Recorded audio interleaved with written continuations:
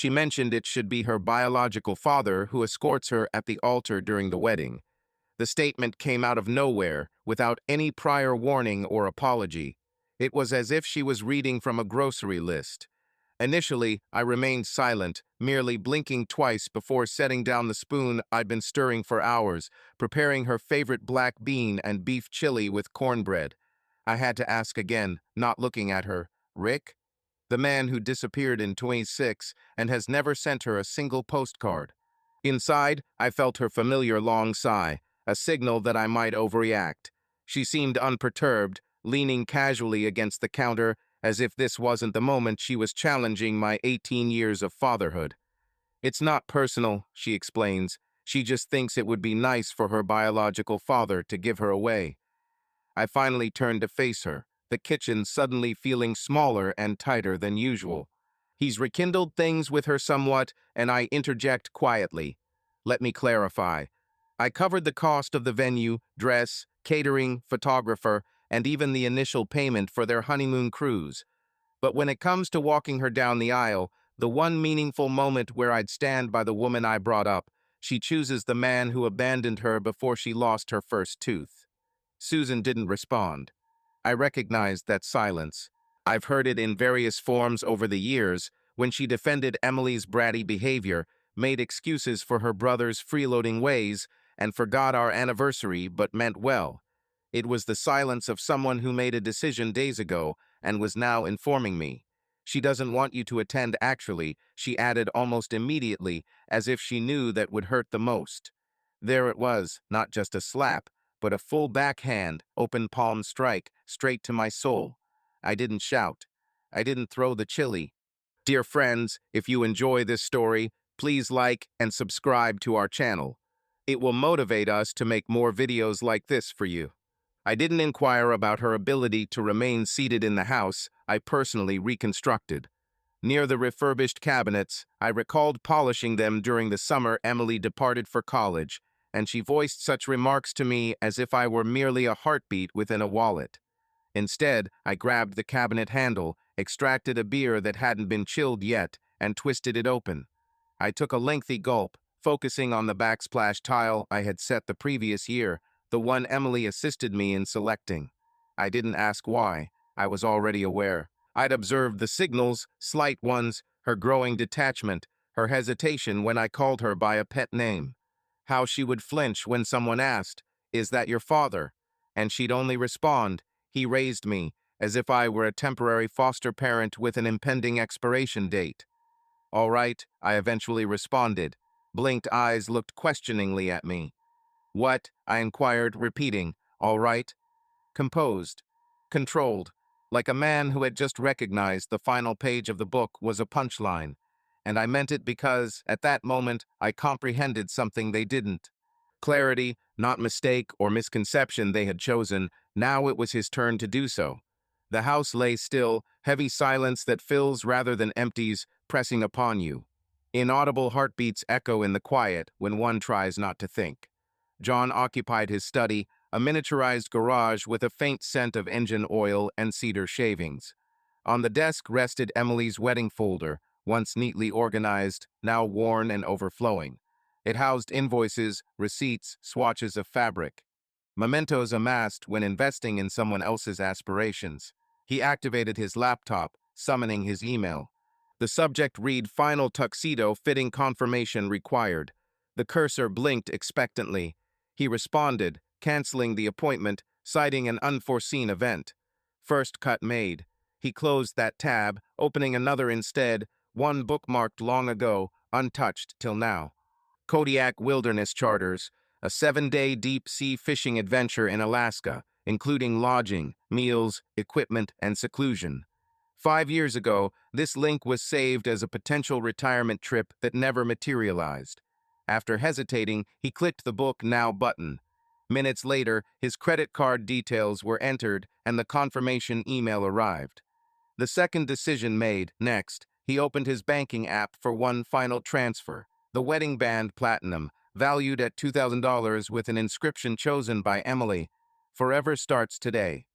He scrutinized it thoughtfully. Forever, a tender sentiment.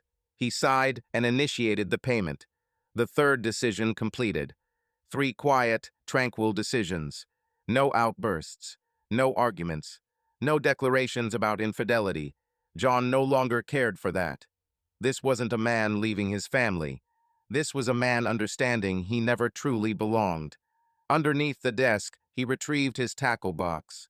For years, he hid in the shadows of a pair of old steel-toed boots and an image of Emily, age 12, proudly displaying her first catch. He gazed at that photo for a lengthy period. She was wearing braces back then, with an uneven fringe too. She called him father without a hint of doubt. He laid the picture face down in the drawer. Subsequently, he rose, retrieved his waterproof bag from the closet. He carefully, systematically packed thermal clothing, fleece, socks, gloves. His finest pocket knife. A paperback edition of The Old Man and the Sea. A tiny silver flask. He left the wedding invitation on his desk untouched. No note was written, no text sent, nor did he knock on Susan's door. When the zipper closed and the bag landed softly on the floor, a part of him sealed within it. By morning, he would be aboard a plane bound for Anchorage, eventually to Kodiak. He was tired of being the man who waited to be summoned. That evening, Susan donned her favorite cream cardigan to book club. The one with pearl buttons and an air of unshakable superiority stitched within its threads. She presented lemon bars, purchased yet artfully moved to a personal dish for a homemade touch, along with a dusted-off bottle of Chardonnay reserved for special events. Tonight was a triumphant celebration. The women congregated in Marcy Delaney's sunroom, nibbling, chatting, feigning interest in the assigned memoir. However, Susan couldn't contain her excitement. A hint of a smile played on her lips even before the cork was pulled. "How are wedding preparations coming along?" Marcy queried, only half paying attention, searching for juicy tidbits. Susan placed her glass carefully on the table.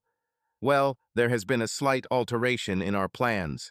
She paused dramatically. Then, Emily decided she wishes her biological father to escort her down the aisle. Gasps. Not shocks, but rather the curious, gossipy kind. The kind that sensed trouble brewing. Rick. One of them blinked. "Isn't he?"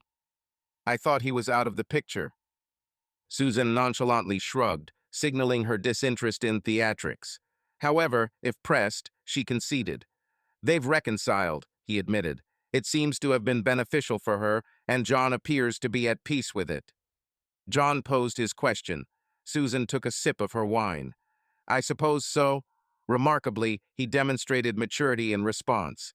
Essentially, he didn't react negatively, thus I emerged victorious. She omitted the way he stared blankly at the tiles after her statement, or the heavy silence that fell like a weighted coffin. Instead, she reinterpreted his quietude as agreement, making it acceptable and manageable. Her account of events shone with polish and eloquence. Meanwhile, across town, Emily was tweeting from the couch. "I can't believe this is happening. So excited that my biological father will be giving me away. Tears welling up emoji red heart hash blessed hash wedding week." The likes poured in swiftly. Relatives, old university acquaintances, and even a few nursing school companions offered their congratulations. "Wow, this is beautiful. Overjoyed that you're having this moment. Ring." Rick hadn't replied to her last message, or the one before that. 3 months had passed since their last genuine conversation, which occurred when he commented on her Facebook post with her fiancé, saying, "You look so mature." This was followed by no further communication, no phone calls, no plans made. Yet, she held on to the hope, or perhaps wished it to be true. In her mind, she envisioned a beautiful scene herself arm in arm with the man who was genetically hers, walking into the ceremony's warm light as onlookers admired. Perhaps he would cry, perhaps she would too. She didn't ponder over the thought of passing by the empty seat where John would have sat. She also failed to consider that the man who had never once taken care of her scraped knees or attended her choir concerts and sweaty gymnasiums was not Rick, but John. Yet, stories can be deceptive. One tells them often enough, one begins to believe them. Susan, too, believed her story that John was well, that she had acted reasonably, that her daughter's decision was based on healing, not betrayal. At the book club gathering, she refilled her glass and pondered the memoir's themes of forgiveness, offering a partially formed perspective. Yet, she failed to consider that the man she assumed was discarded had vanished with a deliberate intent beyond her understanding. The sweetness of triumph is only accentuated when one is unaware of the true loss incurred. The sun above Boulder showed no mercy that day, shining relentlessly, too jovial for the impending events. The ceremony was arranged outdoors at an expansive estate on the city's outskirts. White portable chairs, roses adorning the path. A string quartet practiced softly under a shelter, their music slightly discordant due to nerves or heat. Guests trickled in leisurely, attired in pastel garments and overpriced footwear, using programs doubling as fans to dab their brows. Emily found herself in the bridal suite, surrounded by mirrors, bridesmaids, and curling irons. However, her gaze remained fixed on the phone in her lap, unread messages awaiting. Not from him, merely a florist inquiring if more boutonnieres were required. One of her bridesmaids soothed, misunderstanding her quietude as nervousness. "Relax," she crooned. "You're radiant." Emily managed a strained grin. Her bouquet was wilting at the edges, mirroring her fading confidence. She smoothed down the hem of her custom-made gown, the one John had paid for, and turned toward the door, expecting to hear his familiar knock, carrying a coffee cup as on mornings past. Instead, there was only stillness. Only Susan downstairs. Susan, with white knuckles gripping her phone, pacing outside the main hall, voicemail greeting her again and again. "Rick, this is Susan. Where are you?" The ceremony was due to start in 20 minutes. Emily waited. "Call me," she said, hanging up before dialing again, only to hear that same voicemail once more. The event planner, attempting to keep the machine functioning, asked, "Everything all right with the processional arrangement?" Susan pasted on a smile like a mask of wax. "Yes, just a minor hold-up." "Should we postpone the ceremony because your father is running late?" Susan replied swiftly. "No, he'll make it. However, that's not likely." She was certain of this deep within her, having checked his Facebook the previous night and discovering his latest post was about a poker tournament in Las Vegas. She knew it when he stopped responding to texts 3 days ago. Yet, she chose to dismiss that intuition, just as she had neglected his role as a father for the past 18 years, which Emily experienced as her upbringing. Whispers were starting among the crowd. They were more observations than concerns. "Didn't you say your stepfather raised you? Where is he, exactly? I thought he was funding the entire wedding." The string quartet began to play a gentle version of Canon in D, but it was too soon. Emily stood at the garden entrance, her bouquet shaking in her hands, staring down the long aisle she was supposed to walk alone. Beside her, Susan appeared, lips pressed tight. "He's likely just caught in traffic," she murmured. Emily remained silent. Her gaze drifted towards the horizon in hope that Rick might appear, rounding the corner. "Ty, question for you." Arms outstretched. "Nothing." The guests grew restless in their seats, their murmurs ceasing as they anticipated some action, some event. The officiant stepped forward hesitantly, shooting Susan a curious look. "Ready to start?" Susan nodded hastily. Emily remained rooted. She looked down the aisle, then behind her, then back at the crowd. No one waited at the end, no John, no Rick. Only 150 sets of eyes, all questioning the same thing. What went wrong here? The veneer was yet to crack, but fine lines were spreading rapidly. The atmosphere remained tense. Emily stood past the trellis, still clutching the bouquet as if it could hold her in this moment. Maid of honors whispered behind her, feigning ignorance of the panic beneath her forced grin. Susan stood frozen, anxious, and filled with denial, each part of her straining to maintain composure. Guests started glancing at their watches. The officiant coughed politely, looking down at his script repeatedly. The string quartet shifted to gentle, drifting tones, trying hard not to reveal they were improvising now. And then Emily's phone buzzed. A single text message. "I'm sorry, can't make it. Work emergency. No, I love you. Yes, we'll make it up." Just that. Her breath caught. She read it once, then again, hoping the words might transform into something warm if she stared long enough. Seeing Emily's expression fall, Susan didn't need to ask. "What did he say?" she whispered, eyes narrowing. Emily remained silent. Her fingers hovered over the screen. No tears fell yet. The body can suppress tears when there are too many people watching. Susan snatched the phone from her hand, read it, and understood. Frozen. Instinctively, she hissed, "Incredible that, man." Emily remained unmoved, continuing to scan the aisle for John amidst the sea of faces. A vestige of reflex in her heart lingered, hoping he might still show up, expecting him there, with open arms and kind eyes. But the aisle remained void. The man she'd chosen, her father, had departed as coldly as an automated message. Susan began to worry. "Wagon, we'll sort this out. Perhaps Uncle Brent can escort you instead. Or hold on, what about your cousin Greg?" Emily retorted. "Greg is only 15. Susan hesitated, then stopped her words just as abruptly. She was floundering now, clutching at straws and imaginative solutions. Reality was tearing through her carefully constructed facade, mercilessly. The gathering was uneasy. A guest in the back coughed loudly, purposefully. Another glanced at their phone and whispered, "Goodness. What have the bridesmaids leaned into? You could simply walk yourself down." Emily's gaze silenced her instantly. Empowerment was far from the matter at hand.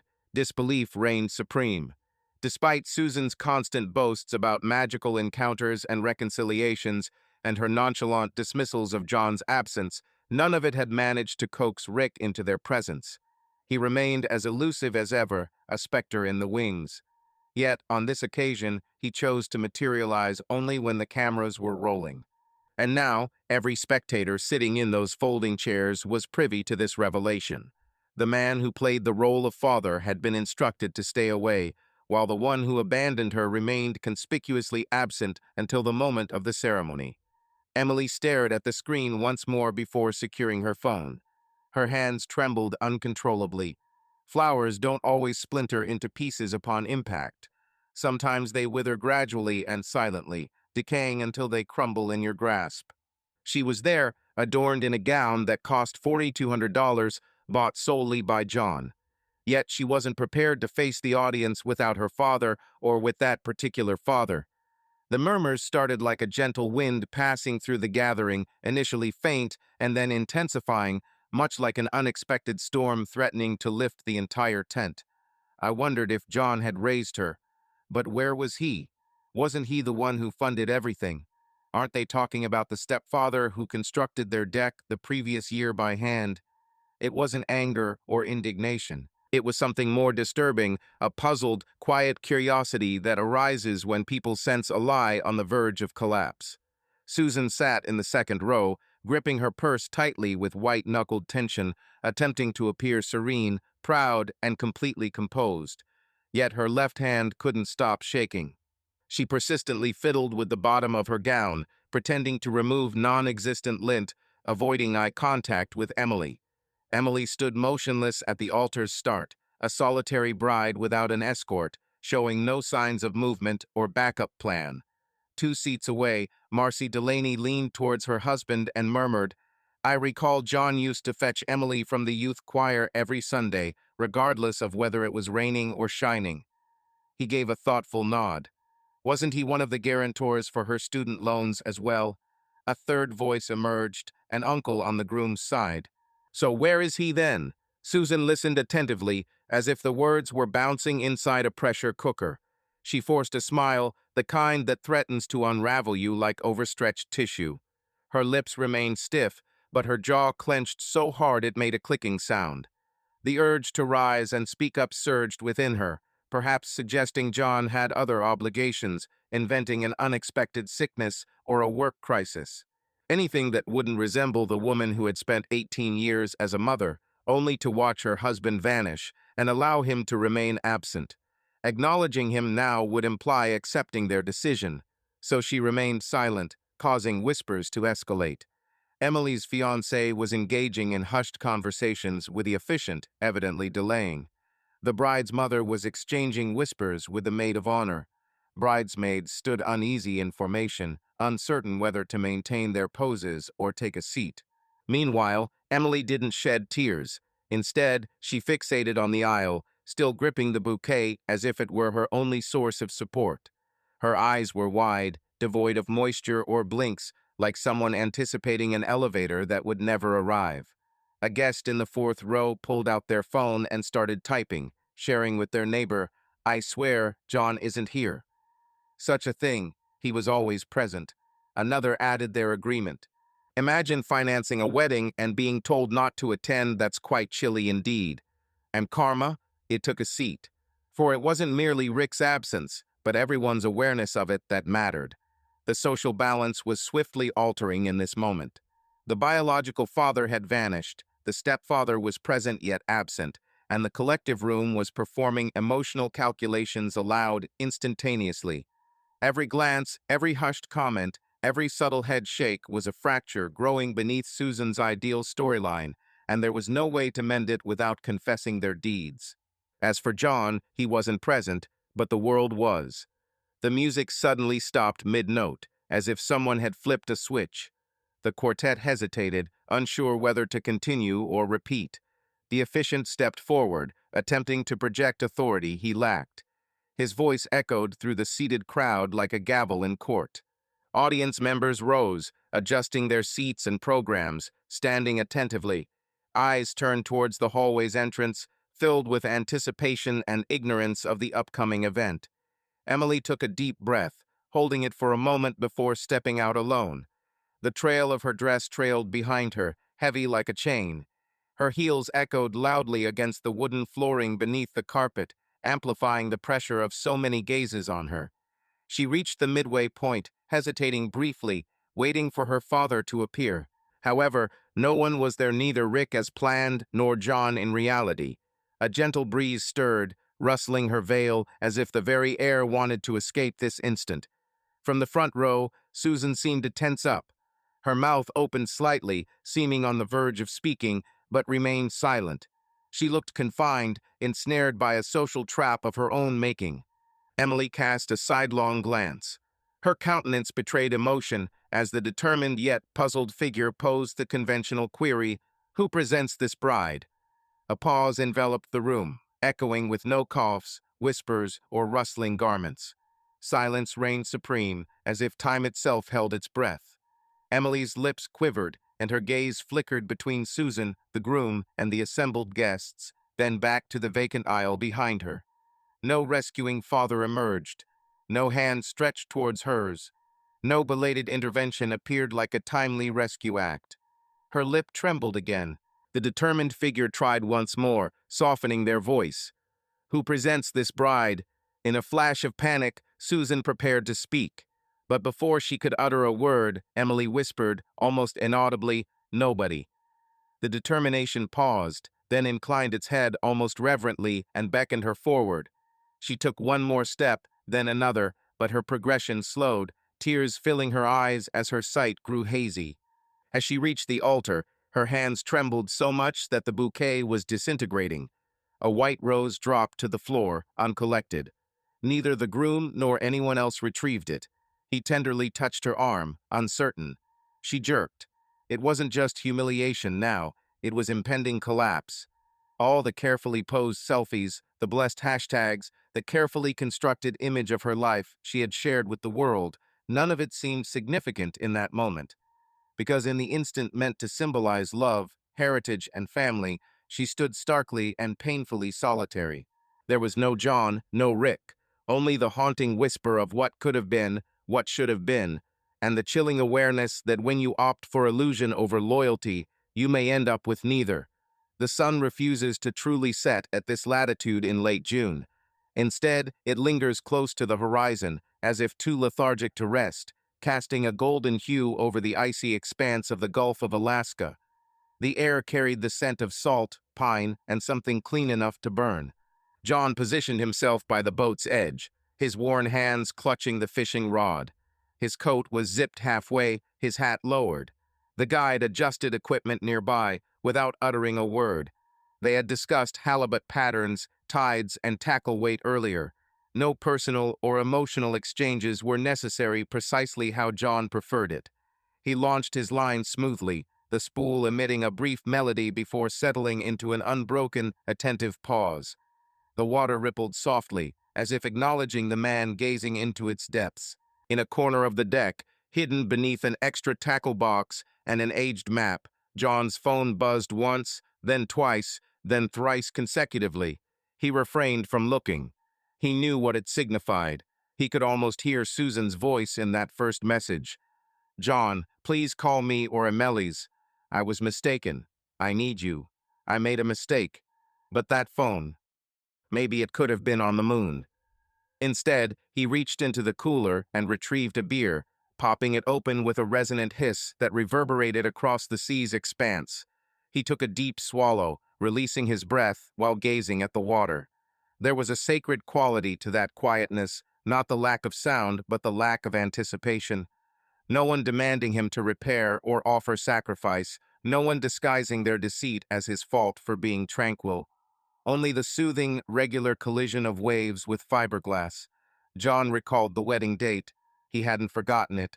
He could visualize it vividly, like a film playing for someone else's sweaty guests. Emily holding a bouquet tightly, Susan pretending to be composed. And he envisioned the empty aisle. He smiled to himself, not with bitterness or malice, but with freedom. He didn't feel angry. He didn't even feel validated. He felt finished. 18 years of giving, of being present. Instead of being a constant support, he was finally prioritizing himself. This time, he opted for the tranquil sea and quiet stillness, savoring the taste of beer under the unceasing sun. The fishing rod dipped slightly, triggered a bite, and he reeled slowly, steadily, deliberately, not hastening or pursuing. When the fish finally emerged, flailing and angry in the net, John chuckled for the first time in weeks. Softly and calmly. His phone buzzed again, but this time he ignored it, turned away. Peace isn't something you search for. It's what you stop surrendering. By Sunday morning, Susan was visibly unnerved. The initial controlled worry on her wedding day transformed into raw desperation. Her calls grew erratic, a dozen within the hour, another 5 overnight, all going straight to voicemail. Each one bore little resemblance to the woman who advised her husband to skip this event, claiming it wasn't his moment. Barefooted, with hair in disarray and smudged makeup from an insincere effort at grooming during the reception that felt more like a farewell, she wandered the kitchen. Emily remained upstairs, having barricaded herself in the guest room following the after-party while still wearing her wedding dress, having fallen onto the bed face first. Susan had knocked twice, but there was no response. At 8:47 am, Susan phoned again, only to be met with a voicemail. She tried multiple phones, the house phone, her brother's, and her old work line, yet still she heard nothing. Her messages were filled with unread texts, their blue bubbles stacked like fallen dominoes. Each one bore messages of concern. "John, I realize we hurt you. Please call. Emily isn't well. She hasn't uttered a word since the ceremony." In my anxiety, I realized I had been mistaken. I hadn't meant what I said. "Please, just hear your voice once more. You were correct about Rick. We erred. She needs you. She's asking for you." Emily, appearing by midday with unkempt hair and flushed face, emerged in the diamond earrings John had given her for nursing school graduation. At the kitchen table, she sat like one awaiting judgment. Susan filled a cup of coffee, her hands trembling slightly. "He hasn't responded," she whispered.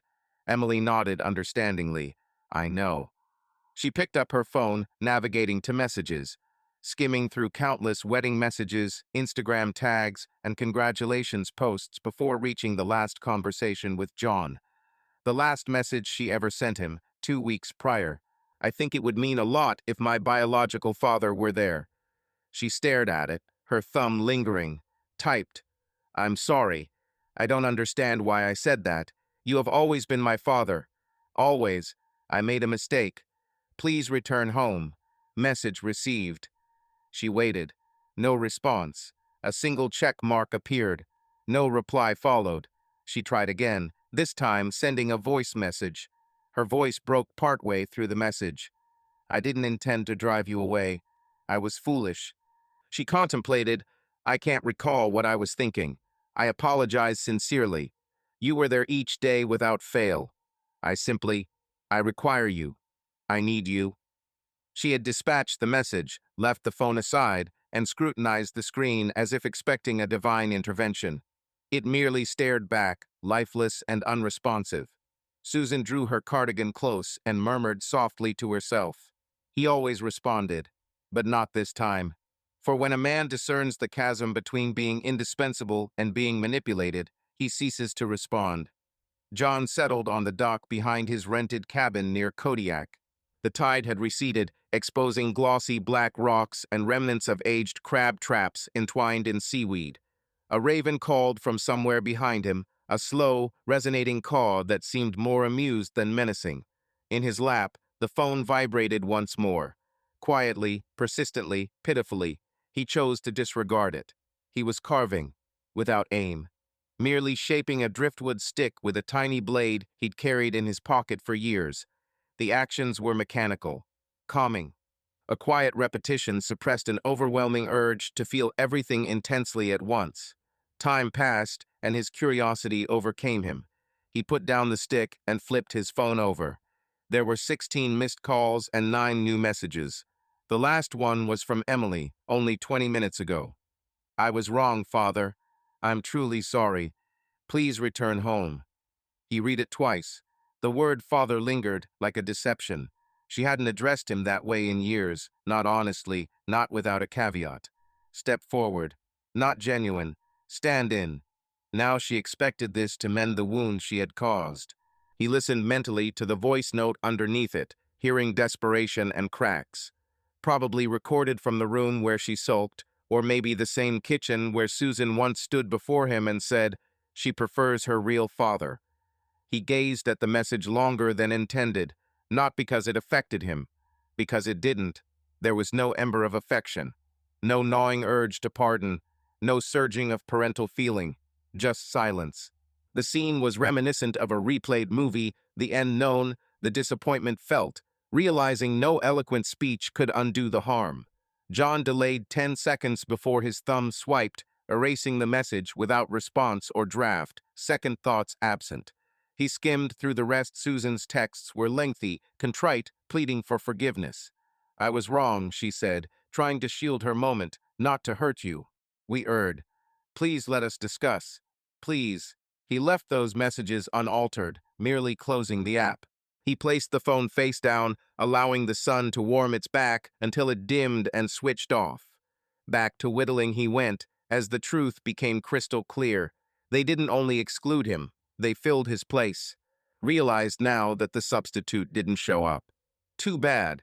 Not every mess gets cleaned, not every moment gets a redo, and not all fathers return even when you finally acknowledge their true role. The internet never slumbers. It craves blood when it senses hypocrisy. It began as a casual post on a Boulder subreddit by u/Fenuvit89. Attended a wedding recently where the bride's stepfather, who raised her from age 5 and financed everything, was not even invited. She opted for her real dad to escort her down the aisle instead. He abandoned her, left her alone at the altar. The image remains etched in my mind. A blurry shot from the second row, Emily standing solo at the head of the aisle, bouquet quivering, teary-eyed. No father, no movement, just the raw, unedited awkwardness of a moment marred by pain. The comments flooded within the hour. The individual who footed the entire bill wasn't permitted to attend a harsh twist for someone brought up by him all these years. It's heart-wrenching to be replaced at the 11th hour. The term ungrateful falls short here. This incident resembles why some men opt for solitude in Alaska, never returning. Then came the viral renditions, screenshots on Twitter, TikTok explainers with dramatic scores, reaction channels analyzing it like a crime podcast, and someone on Facebook posting a thread titled, "The Father Who Stood By for 18 Years, Only to be Ghosted at the Altar." The responses were ruthless.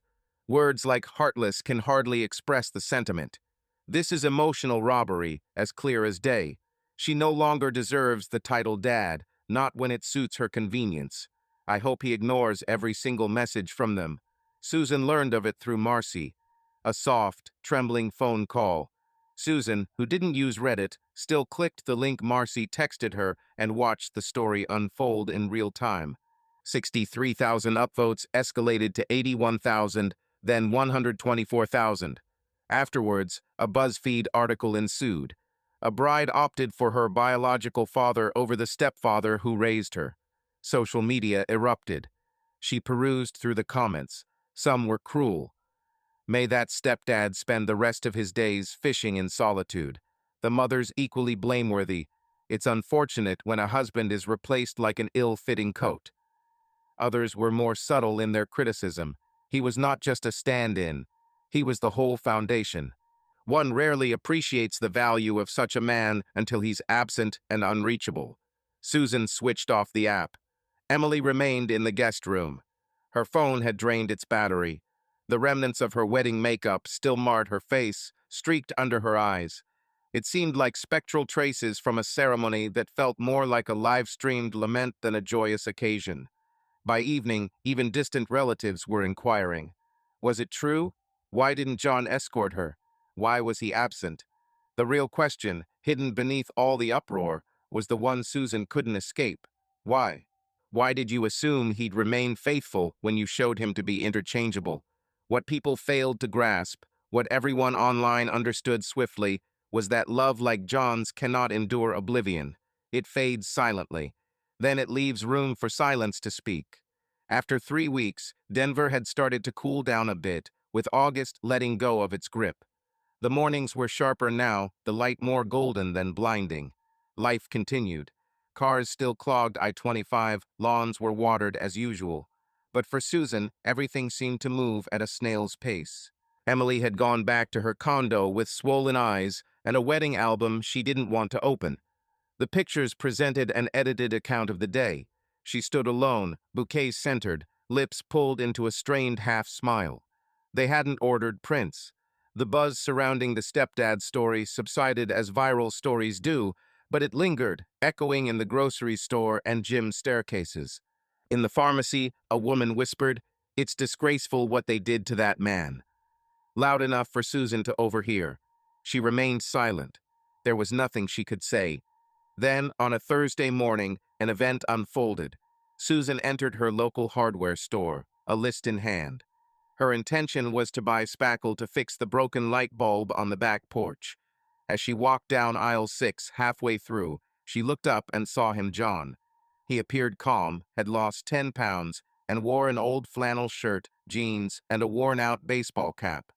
This man was unrecognizable to her. He seemed improved, not fully healed, but conclusive, as if he had discarded a weight that never should have been his to bear in the first place. For a brief moment, Susan stood frozen. Then, instinctively, she hesitated. John paused. He turned his head. Their eyes met. Susan's lips parted, and her hand twitched slightly by her side, as if she might reach out to him. As if she was about to utter something rehearsed yet desperate. However, before she could speak, John did something straightforward. He smiled, not wide, not bitter. He merely uttered, "I acknowledge you, and I am liberated now." With a soft, measured stride, he departed. No recriminations, no dramatic soliloquy, no necessity to justify himself to the woman who had observed him being obliterated, abetted in his erasure, and only sought him out when the illusion crumbled. Susan remained rooted in that aisle, bathed in fluorescent light, alongside garden shears and corroded screwdrivers, clutching her shopping list as if it still held significance. Yet it did not. For John's silence was no longer void, it was fullness. It encompassed everything she had never granted him: the last say, the ultimate decision, the self-respect of departing without seeking validation. That was his victory, not retribution, not recompense. Simply a man who ceased demanding a place at a table from which they had long taken away his seat, and instead strode into a life that no longer required approval.